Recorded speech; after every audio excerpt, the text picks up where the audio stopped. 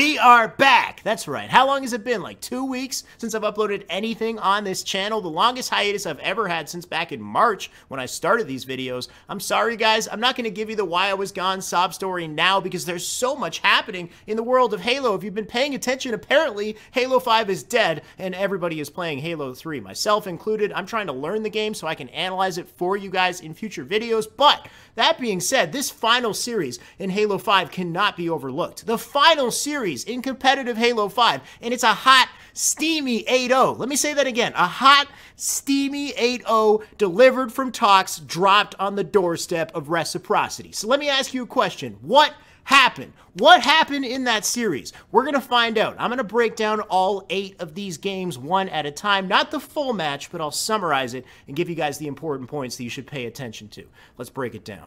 Match 1, Truth CTF. Now, the bulk of this match comes down to objective efficiency from talks, but Reciprocity has a pretty solid start, specifically Snipedown, who makes a very heads-up play, both grabbing and controlling the camo. Check this out. Flying into Pink Street, Snipedown will toss nades into Pink 2, noticing the players aren't pressuring immediately. Instead, he hides up on Pink 2 with a sneaky angle over the camo, managing to get behind Snakebite with the backsmack, grabs the camo, takes shots from behind, jumps thrust backwards. He stays alive narrowly. Now, watch this heads-up play from Snipedown. The first thing that he does is goes through bottom mid up to top mid to prioritize that combo. That is so important when you have camo. And now he fires a shot into red, misses the first shot. He will drop down in front of the base to work with his team to collapse on this cat, but he takes a nade. He has no health. He has no choice but to sit here and stay alive while his teammates unfortunately die. Noticing Royal 2, he's going to try to take him out, but this is very risky. He's going to get shot from behind. Watch Snipedown stay alive. Hits Lethal with a full combo. Instead of waiting here, he leaves red car immediately, makes himself unpredictable, tossing a nade into the window.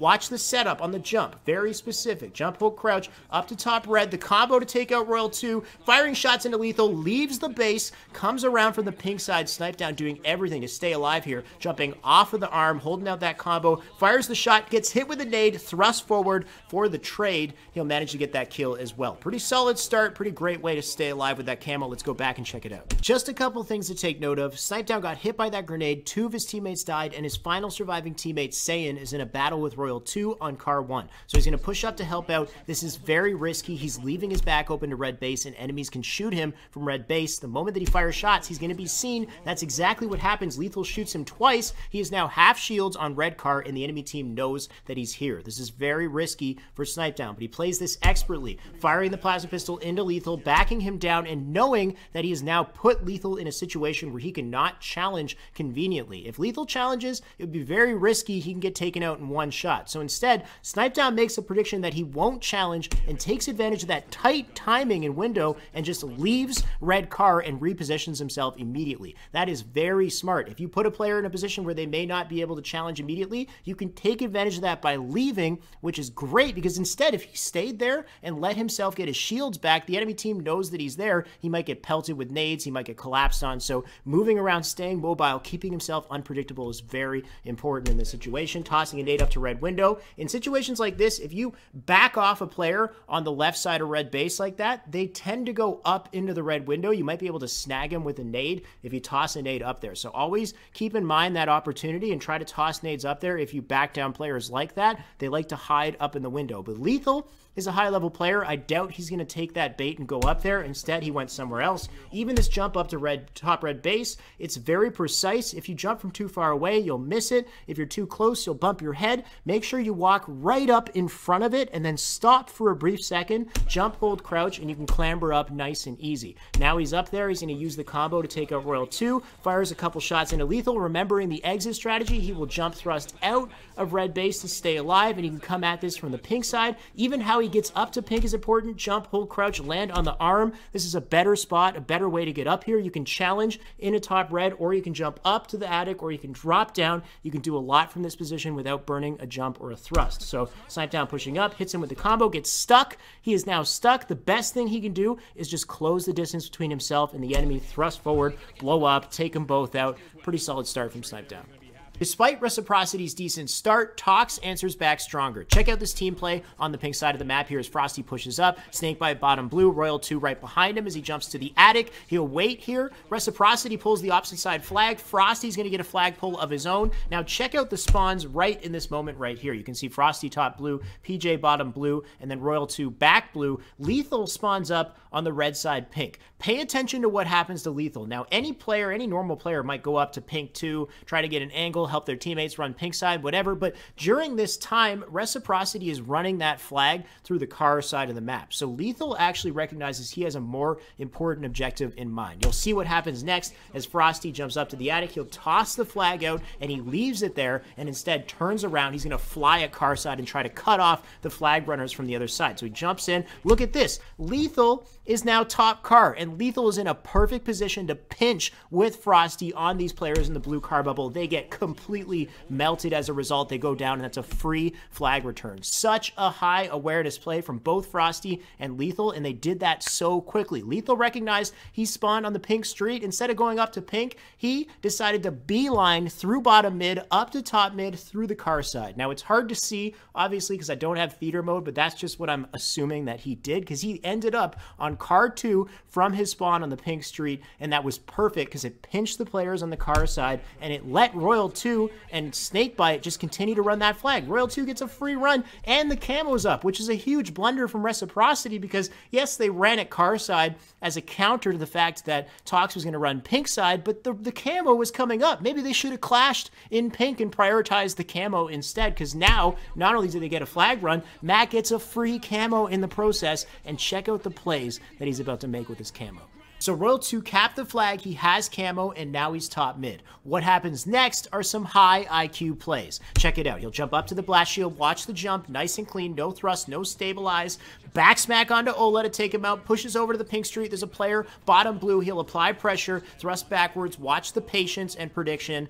Headshot onto Snipedown, predicting that he might challenge back out, knowing that players are spawning on car side of the map. He can go up to the window here, apply pressure, takes out Olaf for the second time. Car spawns are still open as he holds an angle, looking for an opportunity to cut off the flag. Nade goes off behind him. He goes bottom blue base. He's staying alive here, applying pressure, takes these shots, goes to back blue. Watch him stay alive here. Jump, clamber, jump backwards, thrust forwards, staying alive over to the bottom of the lift. He'll go up over the lift, 4 shots into Ola. He can't finish him, but doesn't chase. Grabs the flag, tosses it out, and dies. That's some next level thinking right there. The biggest thing to take note of here is the sheer discipline from Royal 2 in all of these situations. Currently, Snakebite is trying to run the flag behind Royal 2 through the pink side of the map, and Royal 2 drop down, cut off Snipedown. They get in a fight. He pressures Snipedown. Snipedown backs down. In this situation, any mid-level player would do one of 2 things. Number 1, they would toss one of Royal 2's nades down on the floor, cut off that player's opportunity to challenge immediately, jump up to the arm here, and then hold their reticle at either the toilet or the lift and predict that Snipedown might come up one of those, and then they can take him out as he comes up.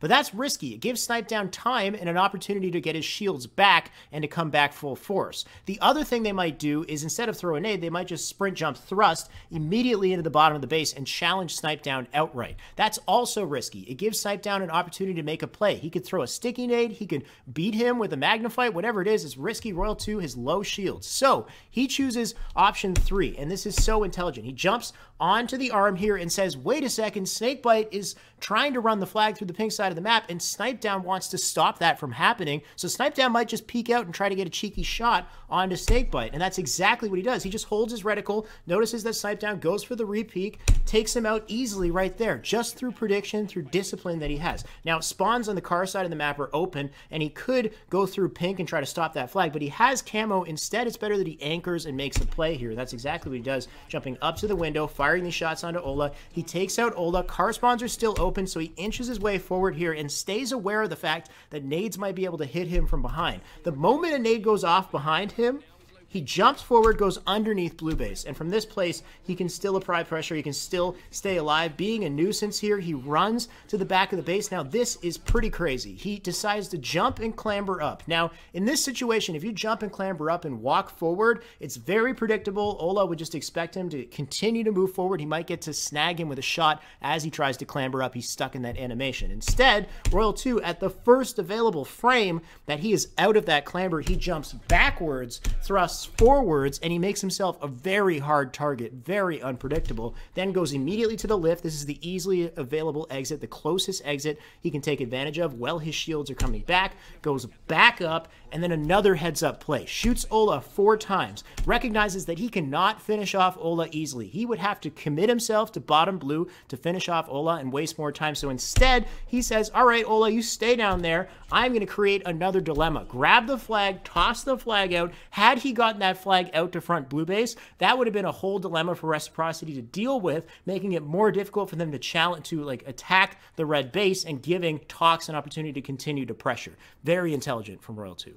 Now, Reciprocity tries to answer back, and this was probably their best opportunity in the entire match to do so. But unfortunately, things don't really go as planned. As Ola fire shots into red, you can see 3 members of Reciprocity are working together, Ola, Trippy, and Saiyan, working together to collapse on that red base and set up for what looks like a pink side flag run. Trippy slides in to grab the flag, dies mid-grab, and tosses out to the lift. Saiyan trying to pick up the pieces, taking out Snakebite, clambering back up. He will jump, thrust forward, take out Royal 2, but now pink side spawns are open. Ola has no choice but to run to car side. He gets shot in the back from Frosty, taken out, and now Trippy and Snipedown are working together on car, trying to salvage this flag run, but ultimately it's ineffective. They're going to lose this flag, and watch, they're going to lose that flag and a cap as well. If you run it back, I'm pretty sure Reciprocity's intention here is to make a pink side flag run, not a car side flag run. If they had intended on making a car side flag run, it would be stupid, honestly, because they're not set up for it. You can see Trippy's on the pink side, and you've got Tommy on top red, and Eric is down right now. The only area that players could spawn, enemy players could spawn, would be the red side car. So if they run car, they're just going to battle people on car unnecessarily when they can run pink instead, and there's nobody pink side. So I think what confirms this is the fact that Ola goes under red as well. I think his intention here is to block spawns on the bottom of red base so nobody spawns up. If Trippy runs out pink side, he can run through uncontested without somebody coming up behind him. But personally, I don't really agree with this play from Ola. I feel like it's ineffective. He's under red base. Maybe he's blocking spawns, but he's not in any battles with anybody. He's not helping anybody. He's not getting a line of sight on anyone. And honestly, does it really block spawns? Like, is there not enough action happening on red base for the bottom red base to spawn? I talked to my friend Callus about this. He said even though Trippy and Tommy are top red, they could still spawn bottom red. I don't know. I feel like nades are going off. Everybody's battling. I feel like bottom red should be blocked. Either way, I think if Ola was to stand here, and you guys can let me know in the comments if you know about the spawns, and whether or not we're right or wrong. But if Ola was to stand here, let's say, he has a way better line of sight.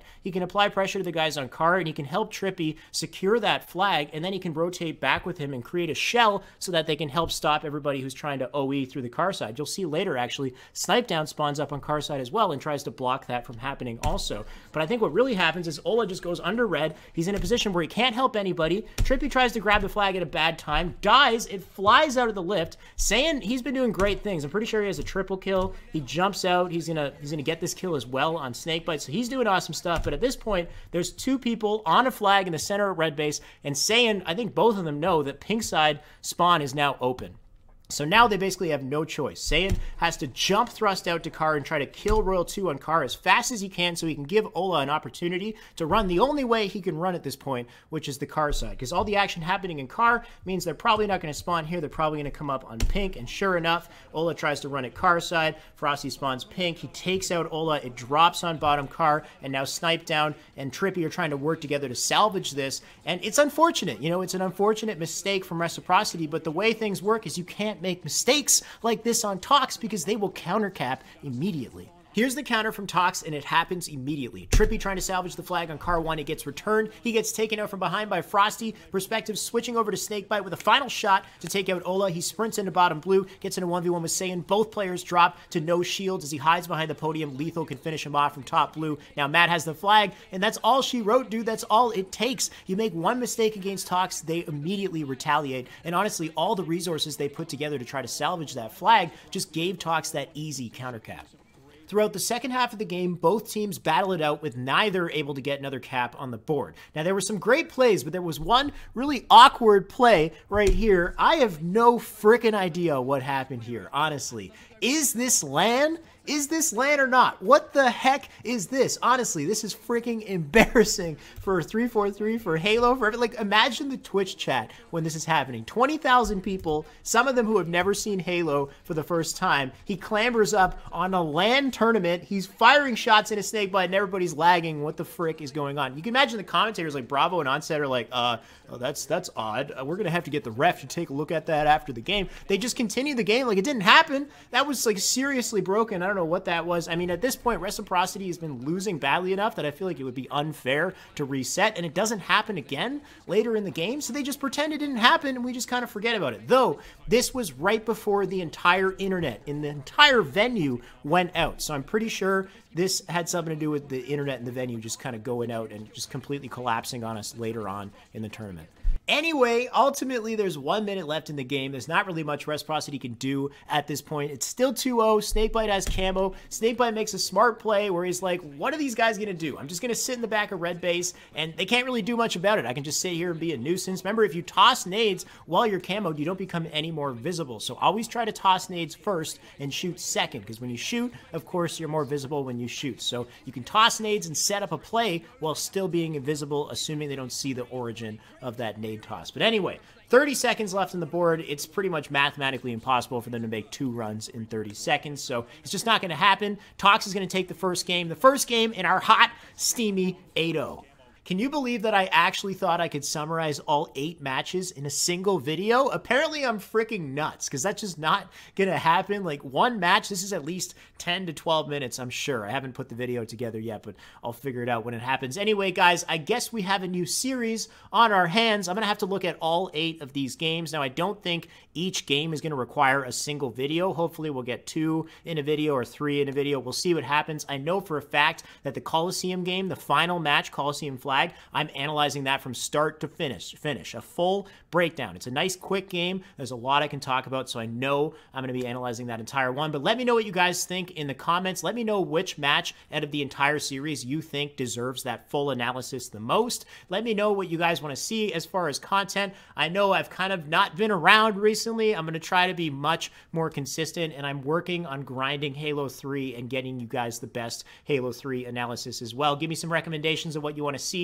in regards to Halo 3. So far, I've been watching the 2v2 and just playing and picking up some skill in the game. But other than that, guys, remember to like, comment, subscribe, hit the bell beside the subscribe button. Keep in touch with everything the moment it comes out. It's nice to say that again. It's nice to be back again, guys. Keep in touch. We will continue these videos, continue this series, and just get lots more awesome Halo content in 2018 and 2019, dude. It's happening. Keep in touch, guys. Stick around.